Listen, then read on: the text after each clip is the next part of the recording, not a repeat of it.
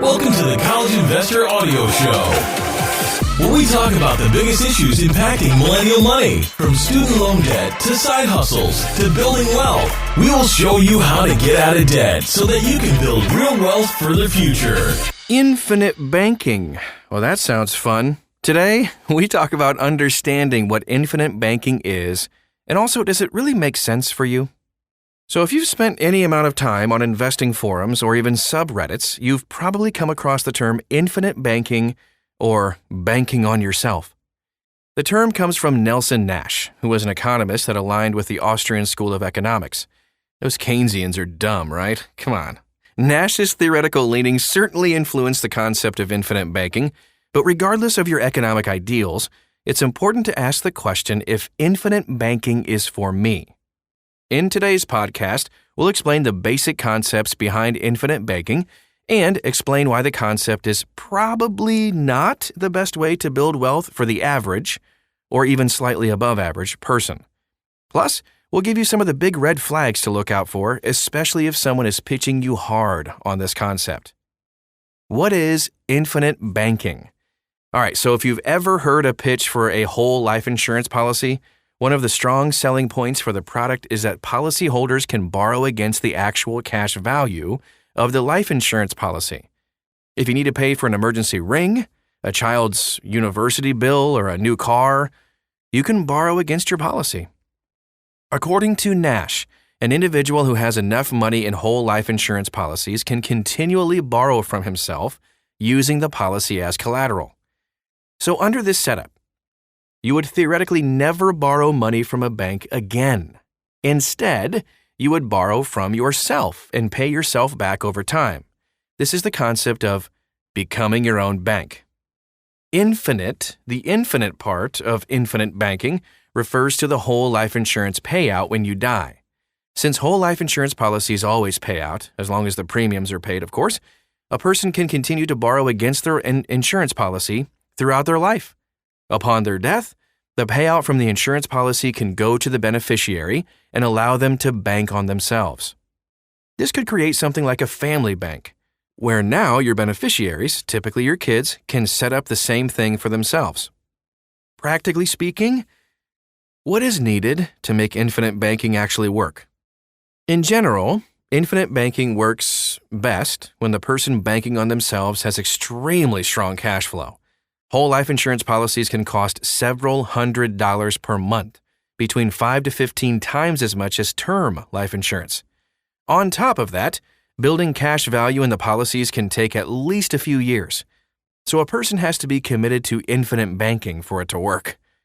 One of the big things here is to try to superfund the cash value as much as you can without tripping up the IRS rules around modified endowment contracts, MEC.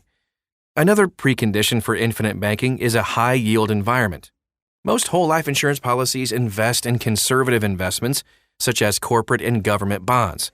Right now, these investments trail inflation, which means that policyholders are actually losing cash value relative to inflation. The big downside: this is expensive. The idea of having this fund that you can tap at any time sounds appealing. I know, it does. But there are always downsides.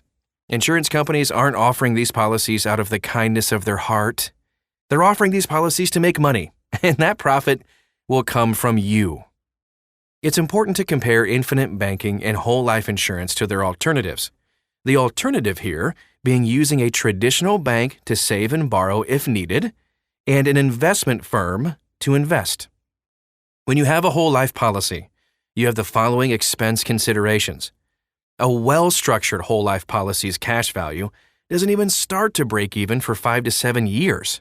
A lot of policies aren't well-structured, and you might never break even. Agent commissions on these policies create a real incentive for insurance salespeople to sell whole life policies that aren't always in the customer's best interest. What? If you plan to borrow from your policy's cash balance, it's still a loan with rates ranging from 4 to 8% on average. You don't get free access to your cash balance. So if you don't believe me, let's run some numbers, shall we? Remember, each policy is different, and you have to look at the underlying math. One of our listeners and readers shared his 7-year-old guaranteed whole life insurance policy with us. It was issued in June of 2012. The reader is 40, male, healthy, got the policy at 33 when he was probably even healthier. It's a guaranteed whole life policy until age 99. It has a current death benefit of $1,551,262 with a current face value of $1,549,562. The monthly premium is $1,982.72. Phew. This reader has been paying his policy for 79 months, so he's paid a total of $156,634 for this policy. Guess what the current cash value is? Just $88,459. That's almost a negative 40% return in the last 7 years. But remember, if we're looking at this through the lens of infinite banking, you're getting life insurance and a bank account. See? If you want to separate the two, he has $88,459 in investments cash value and paid $68,175 for a $1.5 million insurance policy. Any way you slice it, this is actually bad. If you wanted to get a $1.5 million term life policy, this reader would probably pay about $115 a month. In a worst case. So, in the same 79 months he's had the policy, he could have had the same coverage for just $9,085. That's a $59,090 difference. You can get a quote right now from the best online term life insurance companies at thecollegeinvestor.com. I'm also assuming that he got a 0% return on his investments because if you start changing the math on the life insurance portion, the return goes negative very quickly.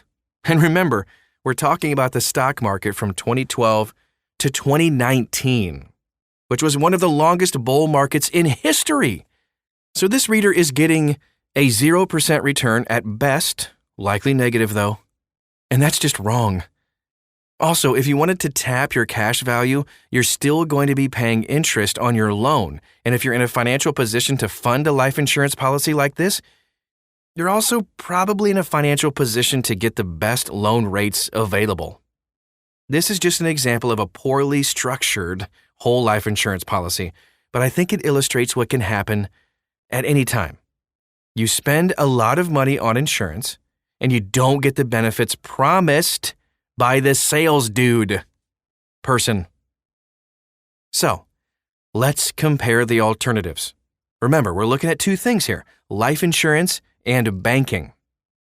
If you want to look at just getting life insurance, we recommend term life insurance. The goal of life insurance is simply to protect your family if you die and they lose your income. A good 20 or 30-year term should work for most. By the time you're 65, you shouldn't have people relying on your income. Your kids should be grown, and you should have your own retirement savings. If you want lifetime protection, though, look at guaranteed universal life before a whole life policy. It's more expensive than term, but less expensive than whole. In our situation we talked about earlier, our reader would pay just $115 a month for $1.5 million in term life insurance. That's a worst case. In a best case, this could be right around $40 a month. Compare that to his current whole life insurance premium of $1,982.72. You would save $1,867 per month not doing this. That's $22,404 per year. Remember, this cash reader's value after 7 years is just $88,459. If you didn't do anything but save the difference in premiums, you'd have that same amount saved in less than 4 years. In 7 years, assuming 0% interest, you'd have saved $156,828. Boom! That's just the difference in premiums. And remember, you can get 2+% in high-yield savings accounts right now. If you wanted to borrow money, if you can afford to spend $2,000 on insurance, you probably are a highly qualified borrower and can get some top-tier rates. maybe even better than what your insurance company would charge to you from your whole life policy. Okay, so finally, a big argument for these policies is that they are safe, forced savings. It's the argument that you won't save for yourself and you won't invest the difference, and that you'll need this cash value in the future. Well, if you're speaking to someone to set up this type of arrangement, you're also probably savvy enough to save on your own. And you're also probably savvy enough to speak to a financial planner that can help you properly set up your retirement. So should the average person pursue infinite banking or not? Yeah, I know at first blush, infinite banking sounds like a somewhat inefficient way to save money first and then spend it. In fact, until you have very strong cash flow, that's exactly what it is. If you want to bank on yourself and escape the tyranny of modern banking, an easy way to do it is to save by earning more and spending less than you earn.